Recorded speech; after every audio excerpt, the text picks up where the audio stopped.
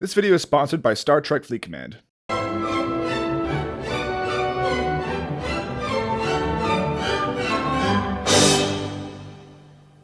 Treyarch has stuck to an uncompromising style with their COD games up to this point. Each of their logo intros staying in line with that fast-cutting edit style.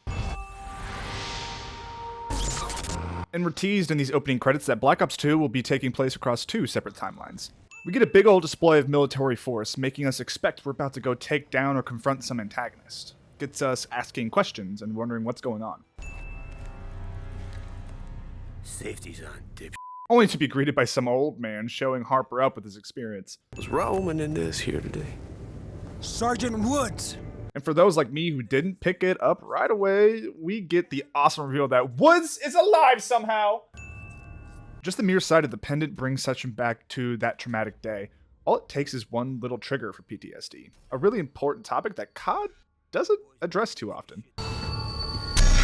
You boys better get your shit together. And let me just toss one on for David having a similar haircut to his father. Dad, you said you'd never go back to the army. You promised me. Not even seconds before he was whining about him going back, and now it's like, oh no, don't go. This is a reference to how kids have no idea what they want and how to control their emotions. Black Ops 2 lets us pick our loadouts before each mission. It's a nice little bit of customization that makes each mission a bit more fun since I don't have to be stuck with some ass kit like an SMR or S12. All by hand. Our dog in the fight. This guy named Jonas Savimbi. Jonas Savimbi, one of the 2 actual people that was placed in Black Ops 2. Little things like this were what kept some great interest in older COD campaigns, when we could actually relate some of what was going on to our actual history. The first thing we see when we actually get into mission is a man burning alive. There's some connective tissue about being burned alive with this first shot and in the ending you can get, i.e. the one I got. Bookends. The fire finished him. Sometimes it's too late to save a man. Just like how no matter what we do, Menendez will always be our antagonist, and not come around. Here they come! Here they come, my brothers! Fight, my brothers! Man, Savimbi's presence alone would be enough to make me charge into the lion's den. The cross-cutting between the 2 timelines is one of my favorite parts of Black Ops 2. Something I didn't see coming, as all of the marketing about this game was being a true futuristic COD. And plus, just using so much of the weaponry in the updated Infinity Ward engine was great to see. Amazed, Treyarch didn't put some of these weapons in the main multiplayer, as they had already bothered to update them and put them in zombies and the campaign. But glad, so our roster could focus on the new weapons introduced. Savimbi only needs one hand to absolutely decimate this dude. At the time, I was loving playing every Call of Duty campaign yearly, and I remember seeing all these models running and being blown away by the increasing scale these games kept offering with each installment. Our journey to victory has begun! Death to the MPLA! If it wasn't for these flashbacks, the entire story wouldn't have a root in history. But since they are here, we get a little bit about the Angolian Civil War, and I'll take a little over nothing. Plus, I got to have a reason to learn about Savimbi, and that dude was pretty nuts, surviving 6 assassination attempts and being reported dead 15 times. And in the end, the man went down shooting. Keep firing those damn gunboats!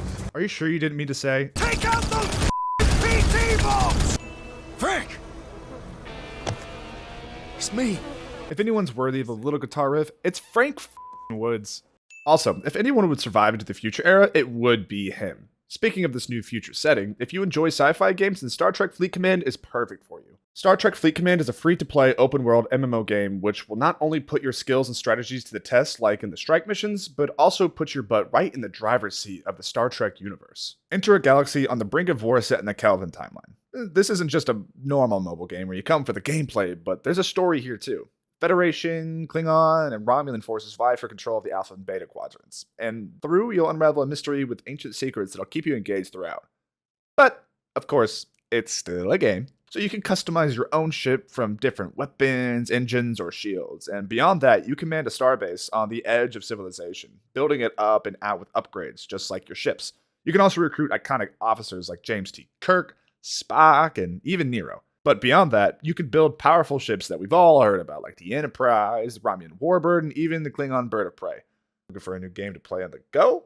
Then join the millions of players already playing Star Trek Fleet Command. Forge some alliances, defeat some of your enemies, and build an epic fleet to secure or dominate the galaxy. So go check out my link in the description to download Star Trek Fleet Command on the Amazon App Store. If you don't already have the Amazon App Store yet, make sure you go and download that first.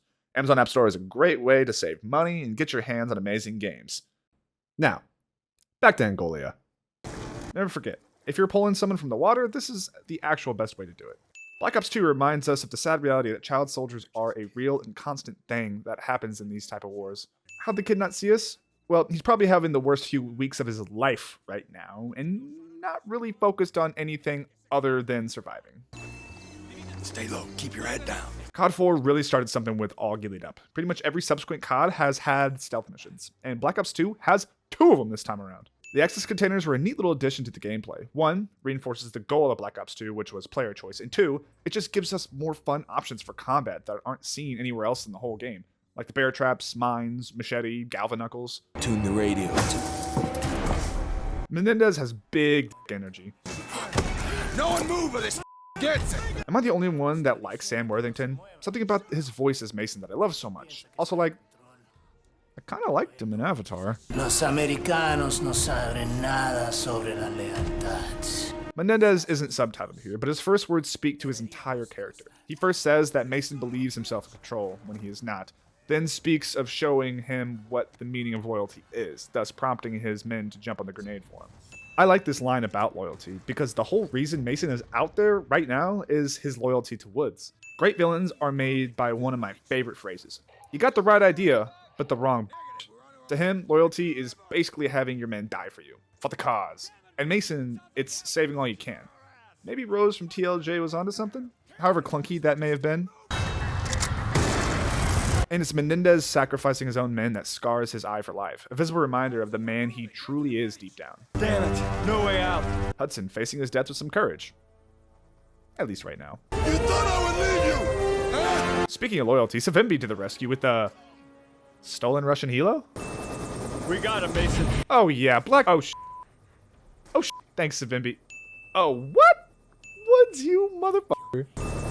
Can't kill me. What a great callback to the Russian roulette scene from Black Ops 1.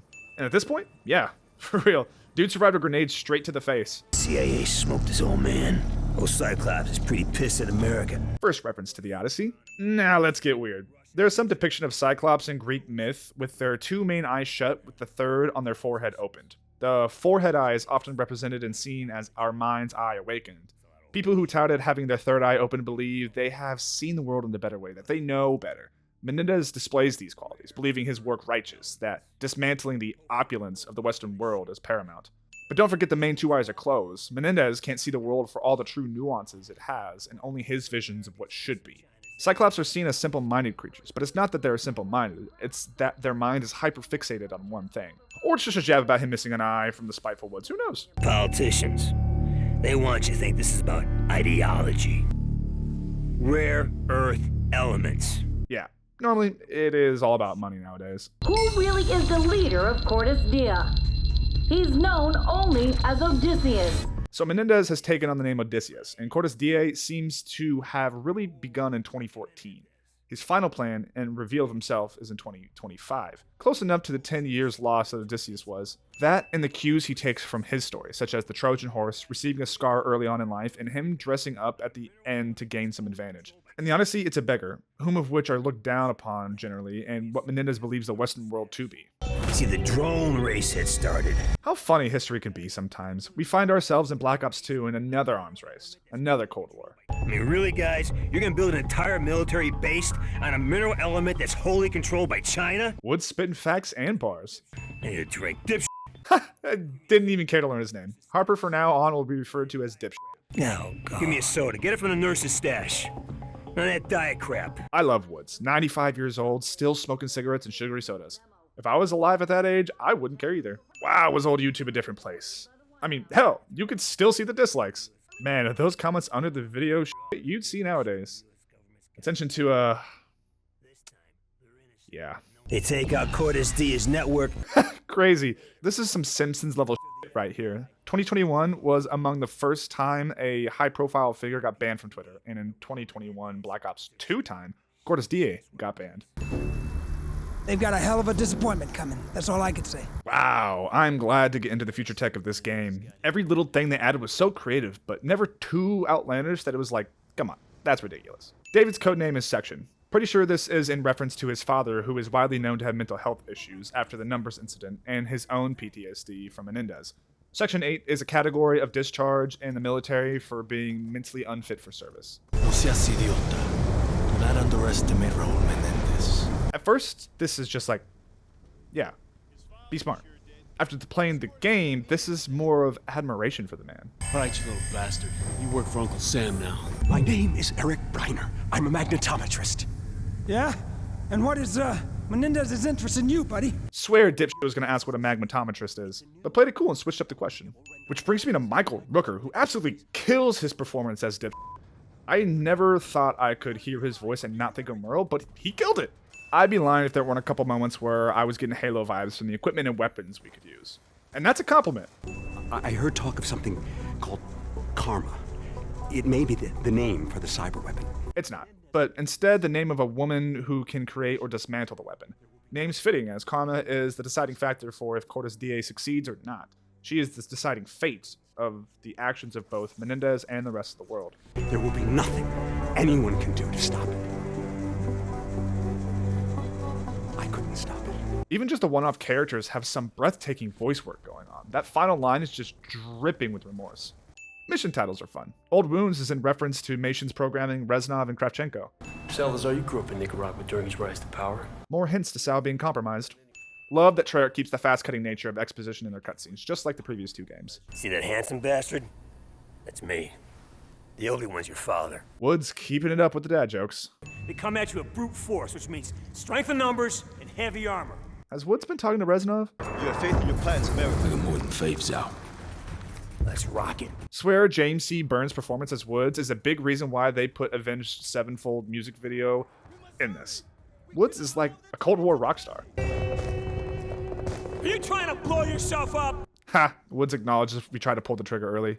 Moving forward with the less linear approach to Black Ops 2, this is another moment that blew my mind when I first played it. Being a starry-eyed 12-year-old running all around this landscape was just so cool. Playing these COD games for the channel has been like a walk down memory lane. These games were my childhood. Armageddon is here. Any fans of Red Alert 2 here? The real horse charge. Step aside, Red Dead 2. Who the hell expected Kravchenko to be here? I guess Woods told us he survived too. Gotta wrap up that loose end. And the numbers popping up is great. Brainwashing is a scary thing. MK Ultra. Once again, the programming comes in, and what makes this so much better is that you cannot do anything, and Mason will shoot him. If we shoot him, we don't get any intel about a potential mole in the CIA. This is just one of the many details that pile up to affect the ending. And to that effect, that's one of the better parts of the branching story here. Not every choice is some grand pick two options during a slowed moment while you decide. A lot of them are made during gameplay, whether you realize it or not. It's a much more immersive way of doing a choice-based game when we are in full control. Little Reznov cameo. The strike missions were a welcome addition for me. Y'all know I love RTS games, and this was just enough to scratch that itch. Also, these missions have an impact on the main story as well. If you don't do them, nothing but bad shit comes your way. Penalties for holding section. He's being offered up on a silver platter by the old pineapple face himself, Manuel Noriega. Just like with Fidel Castro, this man was still alive when the game came out, and boy, did he whine and moan about being called out as dictator, which is funny. Back in the day, Treyarch and Activision had balls that did not give a fuck. A little bit of perspective shift never hurt no one. Living a day in the life of their shoes and all that. Lo sacaron sin que lo vieran. Oh no! Noriega betrayed us? No way. Playing as the imped up Menendez kind of ups how intimidating he is. Like he's cunning, built all this, and crazy. Fast and strong, and somehow gets infinite ammo when he's angry? I wouldn't want to mess with that. And if Josefina being under threat wasn't enough already, she is surrounded by flames just like when they were kids, only this time he can't save her. Menendez's sister Josefina died in the blast? Who threw the grenade? It might just be me, but Section sounds like a little kid hearing a war story just before bed, all wide-eyed and interested. I'll always have a soft spot for moments like these, where we see the other perspective in a mission, seeing how it all led to this. And like, Wood straight up did not care about Hudson here. That shouldn't be a win, but it's a great way to showcase just how horrible Angolia was for Woods. Okay, look, you know Woods raised me after my father died, right? But Woods always told me it was just some nut who did it, some drifter. I'm sure after killing his best friend, Woods would see himself like that. So he didn't technically lie. So I like the C-section as the baby of Hudson, Woods, and Mason. We've got the killer glasses, Woods' tenacity for Menendez, and his father's, well, he's his son, but also his father's hair. Futuristic stealth mission. Tension's higher than ever before because big robot Hilo Gober. Ah, the confidence that dipshit exudes right here. And lays him down like he's sleeping on the job. At one point in time, CIA had interrogation rooms like this all over the world. Just some connective tissue to remind us of the first game and what Alex went through. This has now happened twice. Funny trope, though. Avoid the flame! Watch out! No! Not all decisions made are some life-altering world-ending one. Sometimes it's character moments like this. And things like this make the world feel more immersive. That's where Ziggy comes in. He says as Ziggy, the good boy, comes into frame. You're smart. I have faith in you. A good leader, through and through. It's an automated system. It's triggered by your biometric ID. Each of these signs are quite apt for each of our characters. Sadly, Sal got the distasteful use of the word discriminating. Dipshit with a lady, though his face is ruined. And Section with a blonde woman at Club Solar, i.e. Karma. No wonder Menendez rallies so much support. More hints. The opulence of Colossus puts a very sour taste in Sal's mouth. Ziggy is another thing Treyarch is using to spice up the gameplay in the campaign. It's nothing mind-blowing, but it is something else than running around shooting, so it's welcome in my book. Karma isn't a weapon. It's a woman. Depending on who you ask, some people would say they're the same thing. Sorry, I had to make the joke, don't at me. Man, does that music take me back? I remember falling asleep and waking up to the multiplayer menu music. God, Black Ops 2 was just a good multiplayer. Harper, where are you? We're on the dance floor. Guess dipshit got that lady in Colossus that he was hoping for. I gotta throw in a win for fighting in this club to some good old dubstep. Oh shit. We know things about to get real for playing as Woods. Of course the old goof would smile and nod and stuff like, yeah, that's me. I'm hot.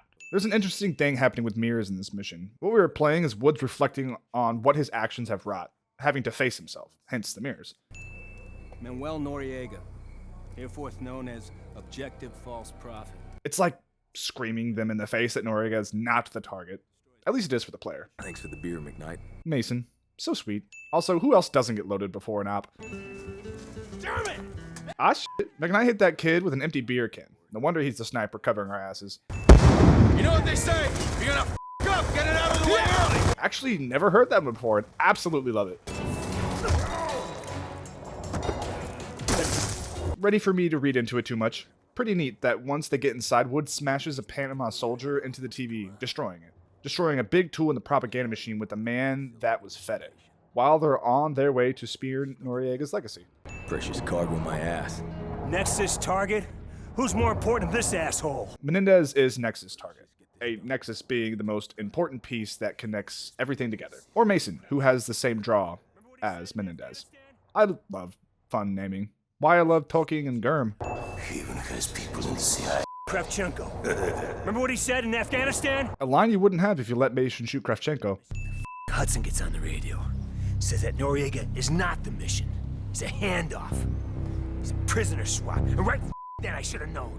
Right then and there. I should have known right then and there. So Woods blames Hudson for what went down. And the mole in the CIA thing was just a thing Kravchenko said to throw off Woods and co. But in the end, Hudson was manipulated by Menendez to feed them false info. Goes to show how far people will go for, 1, to save their kids, and 2, shift blame to someone else to not feel wholly responsible. You'll be directed to the Nexus prisoner exchange site. And right after these comms, we see the word corruption. Obviously for Noriega, but also to sow more doubt that Hudson actually was a true traitor. What are you doing? You asked for a weapon. You didn't say anything about ammo. Go to hell. Oh. Hell, we've already been. I mean, yeah, they fought in Nam. Also, what a badass line. Makes me sad they didn't bring back the actors for Woods and Mason in Cold War. You have to trust me, Mason. You have to. I don't blame Hudson entirely, as he was just trying to protect Mason and his own kids. Kind of goofy that just by shooting him in the legs, Menendez doesn't confirm the kill, but I'm glad we can save Mason if we put the pieces together. And yo, Mason could take a 50 cal to the legs, and Woods couldn't take a shotgun. Guess we know who's really made of sterner stuff. What are you looking so smug about? God, this theme is my absolute favorite for the game, and the lead up to the scene and the reveal. Having all the doubt placed in our head, the shifty nature of Hudson, Noriega being way too buddy-buddy, then his smile and music to reveal that we just shot our best friend. I remember when I was younger and shot Mason in the head, how much my jaw was on the floor and blown away. Easily one of the best moments in a COD campaign.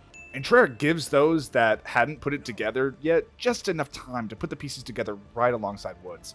Nothing better than having a revelation as a player alongside our protagonist. The dude just loves playing with people. Gives that chance of hope just to stomp it out. I love the camera shake trying to track David's head, but it can't. Just how Section can't wrap his head around this revelation of his father's death. Woods, I can't. I have 2 kids. They... Okay, me! Do it! Do it! Say what you will about Hudson, but in the end, he took responsibility for thinking he could have it all and sacrificing Mason for himself. But also, it was about saving David. Menendez always uses his sister's pendant to enact revenge. In a way, it's him and her getting back. Woods is missing a kneecap and still tries to go after Menendez. That's a soldier right there. You suffer with me. The big main theme of this game. Woods suffering in Angola. Woods and David with the loss of Mason. Menendez with his sister. The world at the hands of good old Raul. But let us not forget the most important one. Dipshit losing that moneymaker to the fire. You will see this pendant again.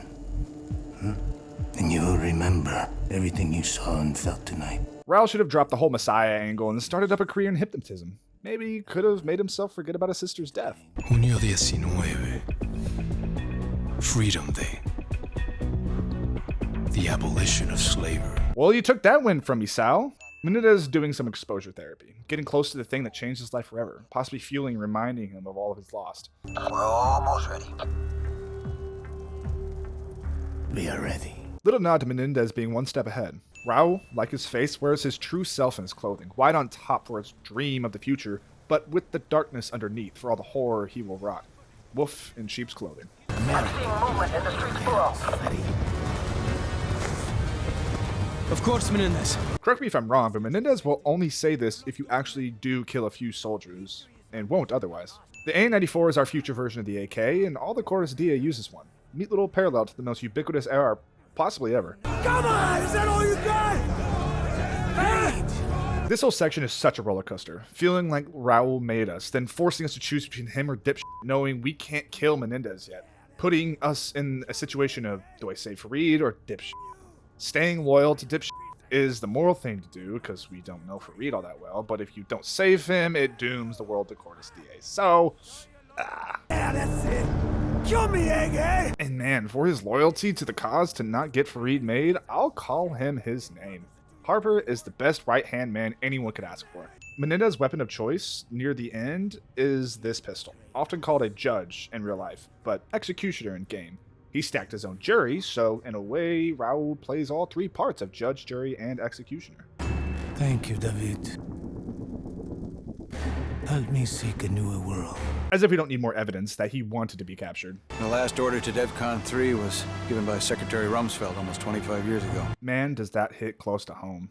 Very weird timing with the release of this video that I did not intend, but life works in strange ways. That order was when the 9/11 attacks were carried out, and that line is important because the drone attacks parallel the ones in 2001, and even more so because they are carried out on Freedom Day, which, in a way, in Menendez's mind at least, juxtaposes the Patriot Act, and you can see why Menendez wanted to echo these things with his liberation.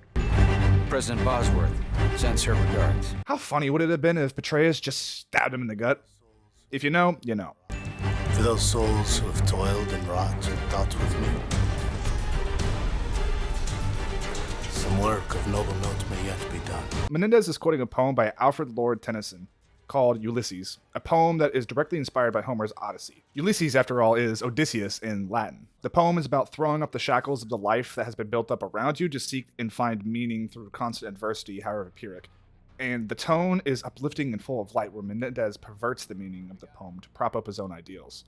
These lines are plucked out of the poem, where the titular character Ulysses has gathered his people around him to finally set sail on a new adventure, knowing that the work will never be done. And to him, this pursuit for freedom is all that matters, even if he knows there's victory isn't guaranteed, but to fight for what you want and believe in. There we go. Boiled it down, and when you do, it does sound noble. But like all good villains, right idea, wrong Opulence is sinful and we all pay for it. Such a self-indulgent piece of shit. Stop talking in riddles. Self-awareness does not absolve us of anything. Thanks, Bo Burnham. Einstein once said that the economic anarchy of capitalism is the real source of evil. I mean, sure. Maybe. We've been using different systems of society ever since we've been living together in tribes. If one is to fail, then another will replace it. It's kind of a zero-sum statement.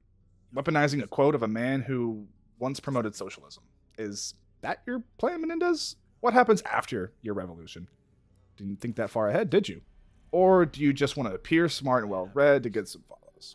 I'm going to go with the latter since it's just a facade, and it's nice to start seeing that come through with this mission. The beat endo unequals unto a savage race. Once again, quoting Ulysses, since he can only look to smarter men than he to prop himself up. And now we see the hypocritical side of Menendez, confounding the poem with what he wants to dismantle and himself. His distaste for Western society can be looked at as the idle king in the poem, then to turn around and call himself and his people Ulysses with the noble work that has yet to be done. Go read the poem. It's really good. It could be way off in my interpretation of Raoul quoting the poem, and it could be all aimed at Western society and none of his own people. I'd be curious how you all took in these quotes from Menendez. The beat endo unequals unto a savage race. But maybe what he means by that quote is that he's going to use the opulence of the US's drone might to dole out his punishment on them. Knowingly hypocritical, which is why he blows up the drones in the end and orders Cortes Dia to finish the job. Got 5 seconds to decide. How did you even... Because he's Odysseus, man. That's like his trademark thing. Same way he escaped the Cyclops using their own strength against them. Okay, that was a lot of silly script analysis. Let's remind ourselves how much fun the gunplay is in Black Ops 2. Just running around shooting fools. Loving playing on recruits so I can just tear fools up and have fun. Winning the system. He's trying to regain control of their automatic defenses. Only Salazar. Ah! There was a mole in the game, but it was just in the other timeline. You what? I'll surrender when it's done. I understand why Salazar was an ensign man for Menendez, and I really love that he doesn't want to help in the fighting and killing. Just to get Menendez in the position he needs to be. He's a cocksucker, but still has a shred of morality. How'd they get past security? Don't know, don't care. Super neat way of using your weakness as a strength. Tomorrow, we all win. Not you. This story overview was a nice addition to remind us of the impacts of our actions, and see what could have been changed. Weapons. But you're rare earth metals, am I right? Madam President. Hey, yo, Lady President. That's cool. Cortes Dia is such a fun mission to play, and what feels like the apocalypse. Nothing to really chew on here, but experience the hell that a Menendez plan is bringing. Fly one of these things, section? No. Well, you gotta fly one now, buddy. Honesty and doing what needs to be done. The autoplay explains why he can do it, and this is a fun way to spice up a turret sequence. Mason? You are one crazy bastard. You know that, right? God, I love the only time Dipshit calls him Mason is when he did the same kind of crazy shit his father would have done for his country. It's now clear that Menendez intended to be captured and brought to the Obama in order to execute his attack. Trojan horse. Odysseus. They said it! Raoul finally got the US to call him by the name they made fun of him for. I guess you could say the man earned it? Mission is called Judgment Day, and I guess I should talk about some of the religious stuff going on with Menendez. They call him Messiah, and 619 is some sort of rapture for those who are not Cortes Dia, which is neat, but not as much to bite on since Treyarch went ham sandwich on the Odyssey stuff. Los Angeles was the flagship of their absurd materialism. I mean, I'd say Las Vegas would be a better fit, but I guess you could argue that's more about gluttony than materialism, so you get a pass, Mindy. Your war missions are... He self-destructed the drones.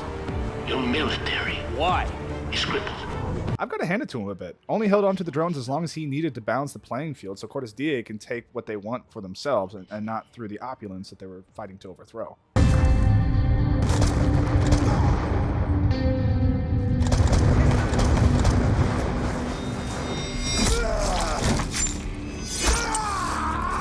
You know I gotta win the sauce. And the catharsis of the scream by Rich McDonald is just the icing on the cake. Murder me for Corvus DA. So many head games with that one line that I had no idea what to do. With the game Mindy has played up to this point, I felt like I was in a damned if you do, damned if you don't type situation. I will see you 1 year from now. Study Ulysses. Be ready. For a moment, I thought he was talking about Ulysses S. Grant, you know, fought for emancipation and all that, but no, it's once again Odysseus, as it was almost perfect. If Cortes DA started in 2016, then it would have taken 1 more year to make 10, just like Odysseus. But I'm going to chalk that up to him thinking he knows all, but kind of muffed up the narrative he was trying to build. And he told him to study, as he will never stop his pursuit, just like the name drop. No. He's just a sad old man talking to himself. Let him talk. I will shove this wheelchair right up your ass. And, Mason's alive. Somehow. I'll take it. Turns out you're a lousy shot. My ass. The Woods ego we all know and love. But also that my ass goes for in canon Woods knew it was Mason and placed his shots perfectly. I just appreciate this guy's name is CIA Nerd. Treyarch didn't even care to name him. Man, could you imagine if they made this ending stop here? Would have blown my head off, but still like seeing the rest because it hurts. Yes, I know, I got the worst ending. Sue me. I liked Harper and I didn't want to martyr Mindy, alright? That's an entrance. Started thinking we're gonna make it. Damn, Woods is such a badass. Even in a wheelchair, he speaks like he controls the room.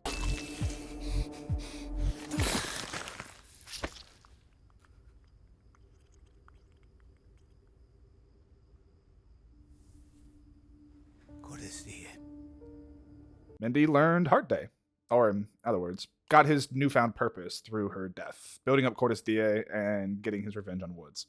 Ooh, I love David's name in crayon in the background of the pendant on Woods' dead body. All 4/5 of our main players all present and among the final shots. And it's a quick lesson on revenge that didn't need an entire second part of a game to tell. Revenge is not fulfilling and not even Mindy can get over it. I've been practicing this all week. Hey, what's going on, man? Sarge. I get nervous when I go on stage. This is ridiculous. I don't know why it's in here, but I freaking love it and I want more. I'm ready to roll, baby. Who else died at this? What the f? Oh, that Nah, I'm just lazy. Then there's Mender's reaction and Wood's honest to God truth.